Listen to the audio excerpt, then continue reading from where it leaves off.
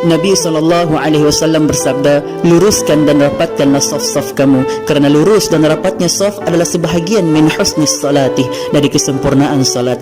Dan kata Nabi SAW, wala tadharu furujatil lisyaitan, dan jangan tinggalkan celah untuk syaitan. Namun apa yang berlaku kepada kita sekarang, solat jemaah kita kini dijarak-jarakkan, sangat bersalahan dengan apa yang pernah disuruh oleh Nabi SAW. Namun inilah dia norma baru yang perlu kita terima. Dan tak perlu hairanlah, inilah dia akhir zaman, tanda demi tanda pelik yang Allah Subhanahu wa taala turunkan kepada kita, supaya kita ini beringat yang Allah Subhanahu wa taala itu wujud, Allah itu maha berkuasa, Allah itu maha melihat, dan Allah itu tidak tidur. Allah tahu apa yang kita buat, dan kerosakan yang berlaku di muka bumi ini juga asbab dari tangan-tangan manusia itu sendiri yang cuba untuk mencabar Allah Subhanahu wa taala, sehingga kan makhluk-makhluk Allah yang lainnya seperti lautan, tanah, langit telah menunjukkan tindak balas mereka dengan jadinya tsunami, gempa bumi, ribut. Itu semua nak menunjukkan rasa tak puas hati mereka kepada manusia yang hidup sesuka hati tanpa menghiraukan larangan Allah Subhanahu wa taala.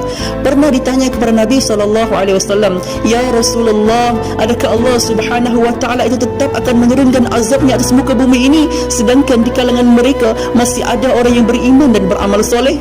Jawab Rasulullah, ya, Allah tetap akan turunkan azabnya meskipun ada orang-orang yang soleh.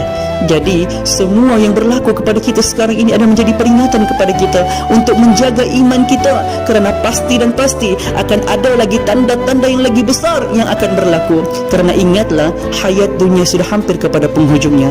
Ingat, tujuan kita ini semua akan sama, mau tidak mau kita akan menghadapi yang namanya kematian.